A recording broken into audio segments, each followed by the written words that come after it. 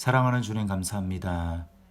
오늘도 새날을 허락하여 주시고 믿음의 눈을 열어 주님을 바라보며 하루를 시작할 수 있도록 은혜 주신 것을 감사합니다. 너희는 이 세대를 본받지 말고 오직 마음을 새롭게 함으로 변화를 받아 하나님의 선하시고 기뻐하시고 온전하신 뜻이 무엇인지 분별하도록 하라고 말씀하신 주님, 우리가 이 세대를 본받지 않고 하나님의 뜻을 분별하는 방법은 날마다 깨어서 주의 말씀 앞에 나아가고 주의 은혜를 구하며 주님의 얼굴을 찾는 것인 줄 믿사오니, 주님, 오늘 새벽이, 오늘 하루가 그렇게 될 수 있도록 주님 역사하여 주시옵소서. 오늘도 우리와 동행하실 줄 믿고 감사드리며 예수님의 이름으로 기도드리옵나이다. 아멘. 찬송가 348장 함께 찬양하겠습니다. 찬송가 348장입니다.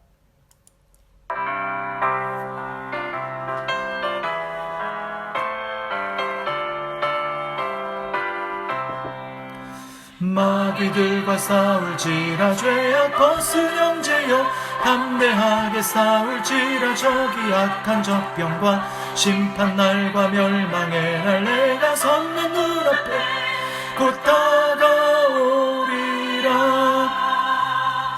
영광 영광 할렐루야, 영광 영광 할렐루야, 영광 영광 할렐루야, 곧 승리하리라. 마귀들과 싸울지라 죄악 벗은 무리들은 흉한 적나든가 무섭고도 더러운 죄 모두 떨쳐버리고 주 예수 붙들라. 영광 영광 할렐루야, 영광 영광 할렐루야, 영광 영광 할렐루야, 곧 승리하리라.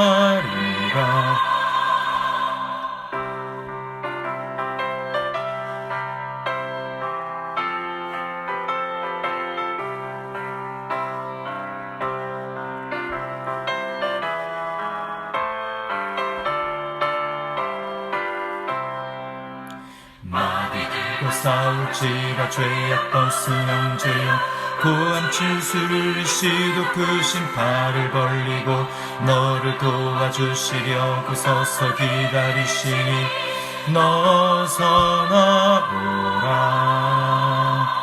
영광 영광 할렐루야, 영광 영광 할렐루야, 영광 영광 할렐루야, 곧 승리하리라.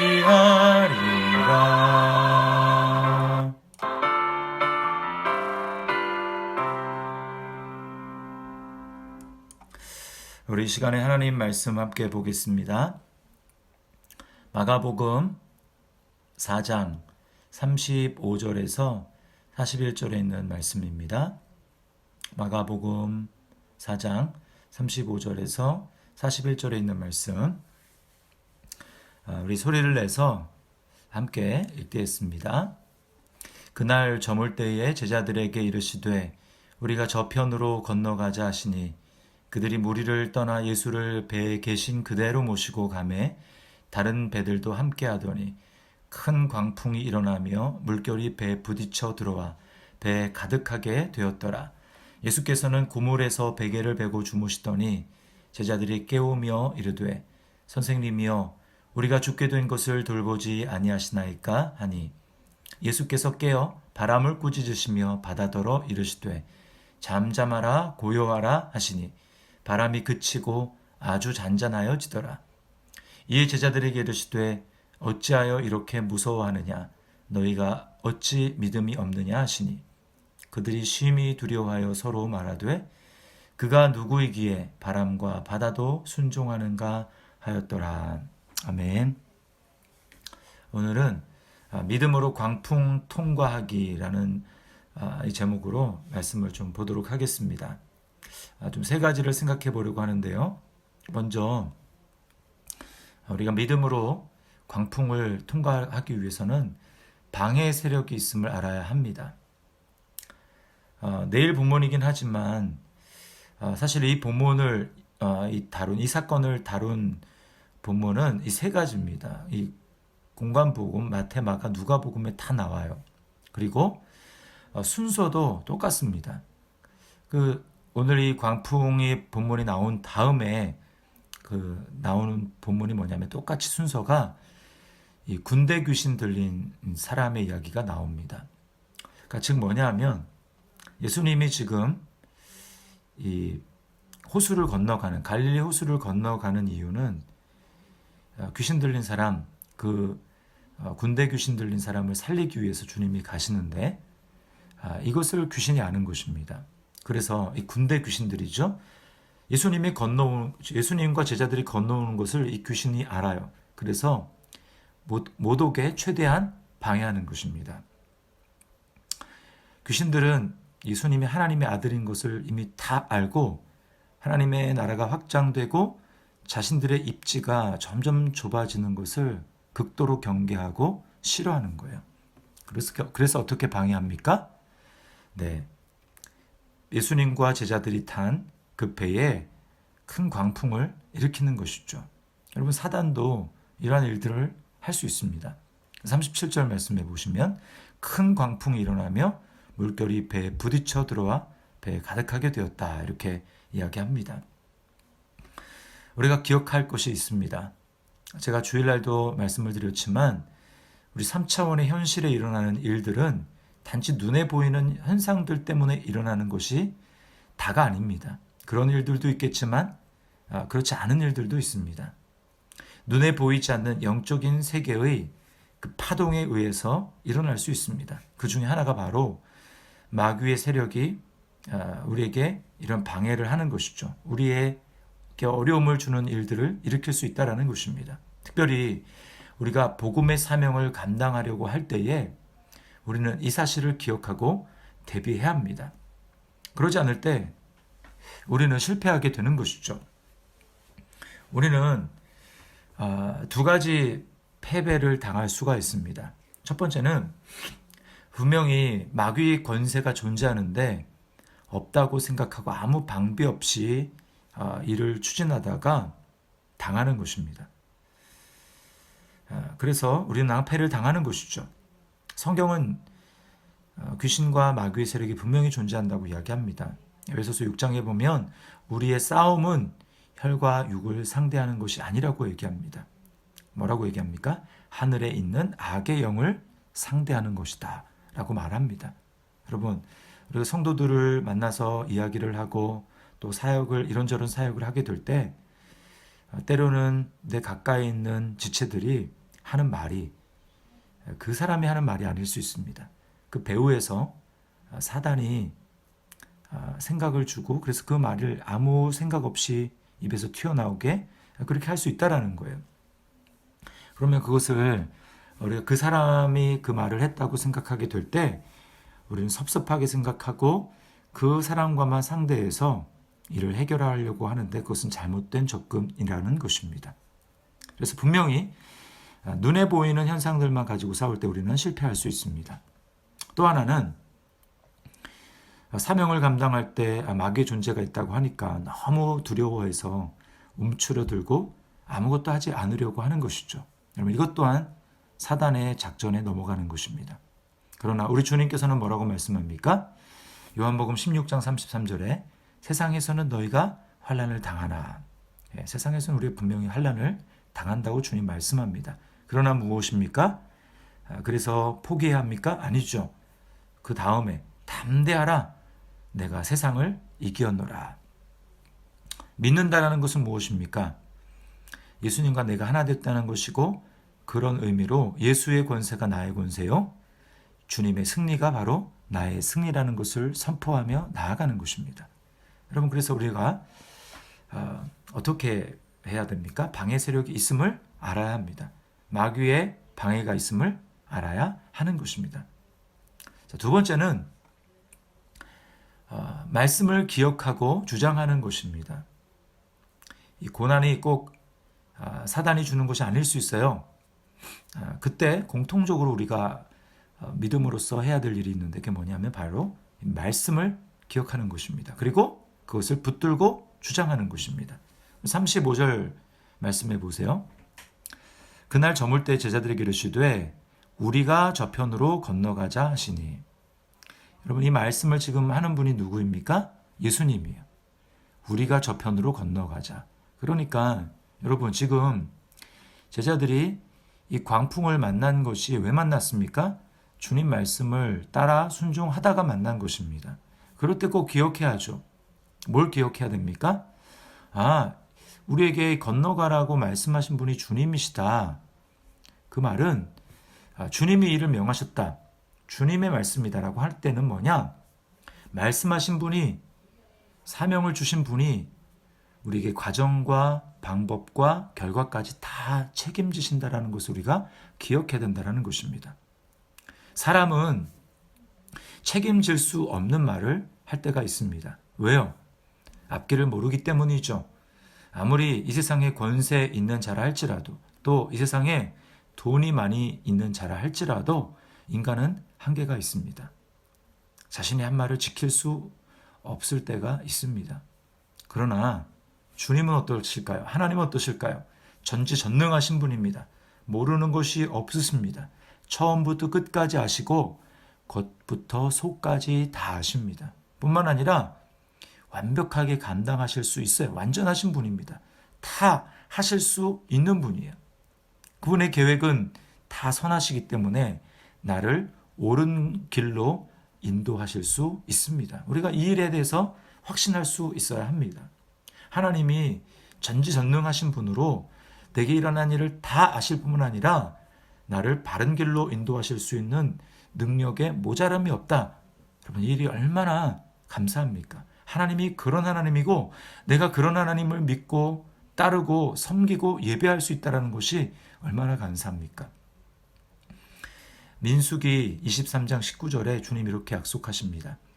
하나님은 사람이 아니시니 거짓말을 하지 않으시고 인생이 아니시니 후회가 없으시도다. 어찌 그 말씀하신 바를 행하지 않으시며 하신 말씀을 실행하지 않으시랴. 아멘. 그러므로 여러분, 믿음이라는 것이 뭘까요? 믿음은 나에게서 나오는 것이 아닙니다. 믿음은 하나님의 말씀을 내가 대면하고 접촉할 때 그 반응의 결과로 생기는 것입니다. 그러니까 말씀 없이 믿음이 일어나는 법이 없다라는 거예요. 왜 나에는 믿음이 없을까? 여러분, 그 이유가 뭔지 아십니까? 그것은 바로 내가 말씀을 가까이 하지 않기 때문입니다. 주님이 말씀하시죠. 로마서에서 뭐라고 말씀합니까? 바울 사도를 통해서 믿음은 들음에서 난다 말씀합니다. 뭘 들어야 될까요? 세상적인 지식이 아닙니다. 들음은 그리스도의 말씀으로 말미암느니라. 세상적인 인문 지식과 과학 지식을 아무리 많이 섭렵한다 할지라도 그것은 3차원의 지식에 지나지 않습니다. 반면에 세상적인 학문과 배움이 별로 없다 할지라도 하나님의 말씀을 영혼의 양식으로 삼으며 마음으로 받아들이는 사람에게는 믿음이 생깁니다. 그것이 정말 이 세상을 살아내는 진정한 지혜인 것입니다. 여호와를 경외하는 것이 지혜의 근본이고 거룩하신 자를 아는 것이 명철입니다. 그러므로 여러분, 광풍의 바다를 건너가는 비결은 바로 말씀을 기억하고 이 말씀을 하신 분이 주님이신지 방법이 있지 주님께는 끝까지 책임지시지라고 주장하며 나아가는 것입니다. 마지막 세 번째는 광풍의 바다를 통과하는 방법은 주님을 깨우는 것입니다. 38절 말씀에 예수님께서는 피곤하시고 또 깊은 평안을 누리시기 때문에 이 큰 광풍이 몰아닥치는 상황에서도 잠을 주무십니다. 진짜 주무셨는지 또 주무시면서 제자들이 어떻게 하시는지를 믿음을 테스트하셨는지 모르겠지만 어쨌든 주님은 지금 주무시고 계셨다고 이야기를 해요. 근데 제자들이 어떻게 합니까? 주님을 깨웁니다. 38절에 제자들이 깨우며 이르되 선생님이여 우리가 죽게 된 것을 돌보지 아니하시나이까. 말씀을 우리가 기억하고 주장하지만 그것이 잘 안 될 때가 있습니다. 말씀을 머릿속으로 아는데 그게 가슴으로 내려오지 않아 마음이 불안하고 답답할 때가 있습니다. 주님이 함께 하심이 느껴지지 않을 때가 있습니다. 물론 우리가 끝까지 믿음으로 반응해야 되겠지만 여러분 그때 어떻게 하겠습니까? 그때는 주님을 불러야 합니다. 주님의 도우심을 불러야 돼요. 주님, 오늘 제자들이 한 것처럼 선생이여 우리가 죽게 된 것을 돌보지 아니하시나이까 다급하게 주님을 찾고 불러야 합니다. 주님을 부르기까지는 주님이 함께 계시지만 주무시는 것 같이 정말 주님이 살아계시지 않는 것 같이 느껴질 때가 있습니다. 주님을 불러야 합니다. 주님은 이렇게 주님을 부르는 것을 믿음이라고 평가하십니다. 정말 큰 믿음이야.